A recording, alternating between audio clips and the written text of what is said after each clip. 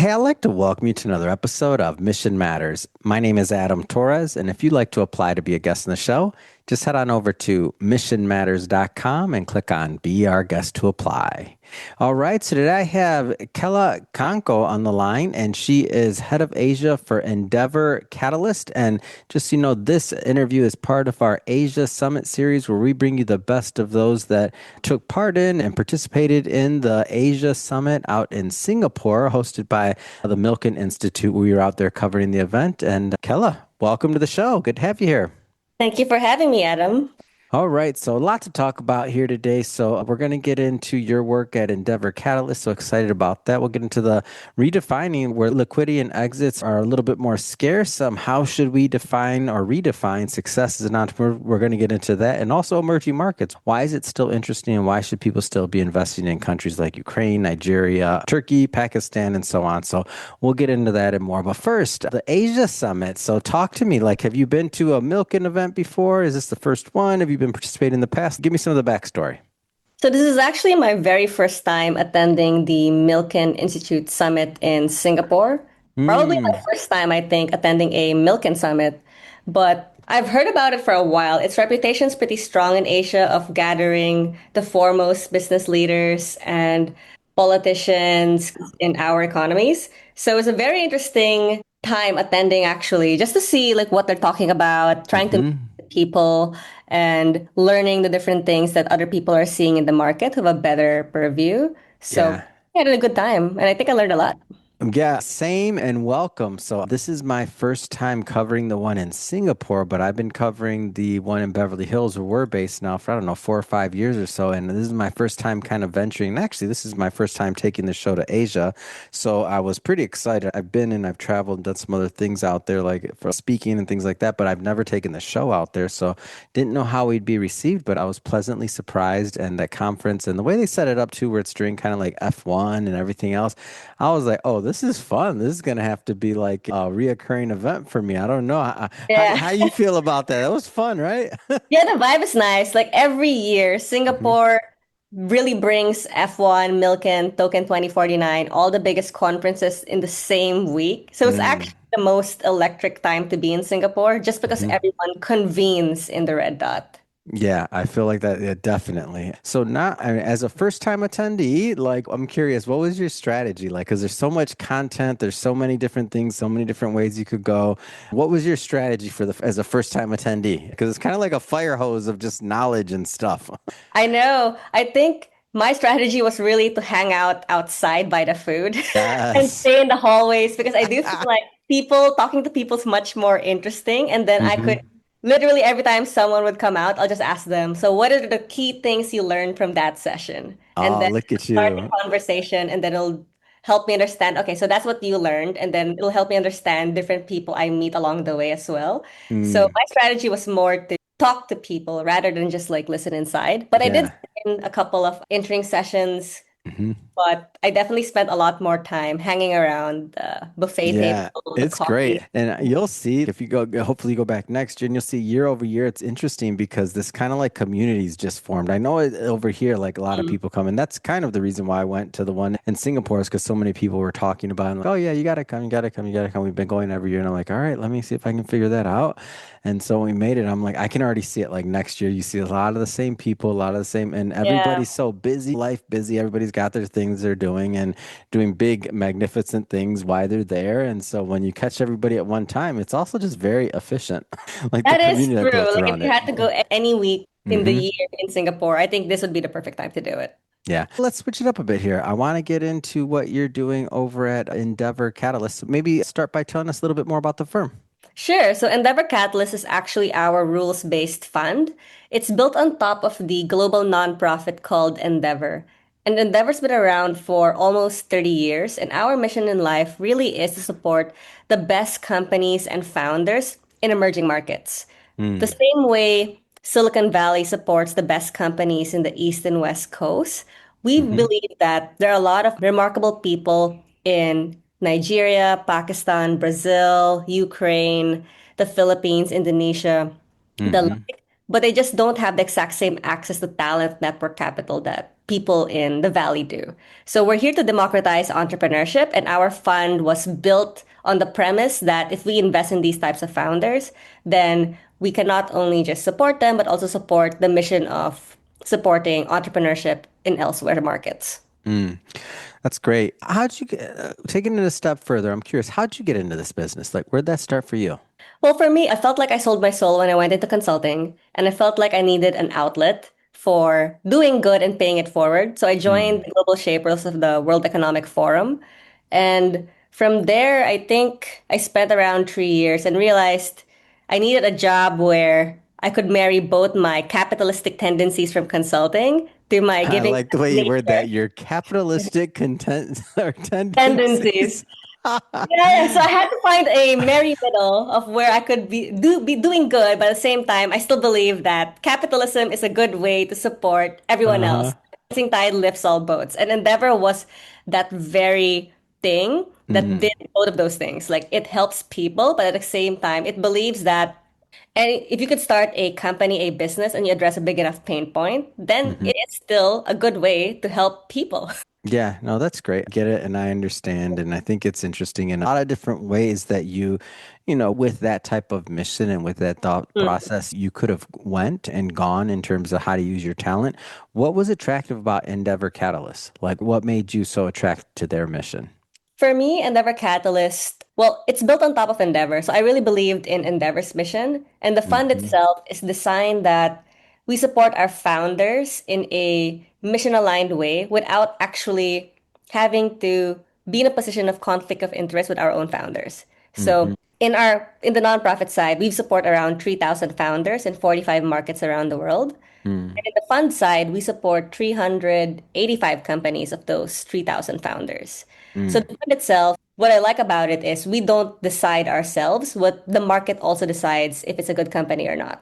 So Yeah. we only co-invest with the top VCs around the world, like Andreessen, Sequoia, the like. So they help price the round, and we follow and sit on the same side of the table as the entrepreneur. So Mm. I think it's a good way. It's not just a venture fund, but it really is a mission-driven fund. Mm. So, with liquidity and exits becoming in today's market more and more scarce, how should we be thinking about success and really just entrepreneurship in this space? Well, I'm not sure if you've heard it in the Milken Summit, but Asia in general in tech is having a bit of a moment. It's not bouncing back as fast as other markets. So the way we think about it is if we do not have enough exits in an ecosystem, why let this be the limiting barrier of what success means in general? Mm. For us, we have coined the term the multiplier effect actually in Endeavor, where a founder's success is not just built on their financial success, but also Hmm. on the way they inspire others, they mentor others, they invest in others, and they start new companies, as well as their former employees starting new companies. So for Mm. us, the multiplier effect is not just I made the most amount of money, it's more of how much impact in a tech ecosystem. Yeah. And so, speaking of the ecosystem, as you're kind of thinking about where investments are happening, talk to me about the emerging markets and what's so interesting. And obviously, when we say emerging markets, a lot can fall under that, different continents, different countries, but whichever ones or however you want to talk about that, let's get into that a bit. Yeah, so emerging markets for us, it's places where it really is difficult to become an entrepreneur because it's a couple Hmm. of behind developed nations who understand that for an ecosystem to evolve, you need to invest in technology, you need to invest in people, you need to upend status quo every now and then with something bigger, better, and faster. So Hmm. emerging markets for us, they have the biggest opportunities to create the most impactful companies just because there's a lot of the gap is quite wide in emerging markets compared to developed nations. Yeah. So fintech works very well in emerging markets. Retail and consumer tech works really well in emerging markets. Like these are things that I would say countries that are far more developed are already at the forefront. Hmm. They're already focused on deep tech, on smart cities, on AI, but emerging markets still is in a place where there's a lot of opportunities that could be explored just because Hmm. it's a couple of years behind. Yeah. What kind in these emerging markets, what kind of trends are you following? What kind of trends are you following? What's interesting to you? Well, The way the fund works is it basically holds a mirror to what's happening in emerging markets because we Mm-hmm. don't. So we only follow rounds that's currently happening, and the companies that are doing well and getting term sheets around the world changes as the tech trends change also Mm-hmm. throughout the years. So during well, I would say the bubble during 2020 and 2021, we did Mm-hmm. invest in a lot of neobanks, BNPL companies, because these were the hot companies at the time. Mm-hmm. Today, we actually invested in, I think, three stablecoin companies the Mm-hmm. last 3 months. So that's currently what we're seeing as the most funded type of industry. But a lot of our companies also have pivoted into being much more AI driven. Mm. It is also something that we're seeing happening slowly yet surely come from Yeah. emerging markets. I would say our best companies right now in AI are actually coming from Eastern Europe because there is a lot of tech engineering talent there that, Yeah, I was gonna say it doesn't surprise me, right?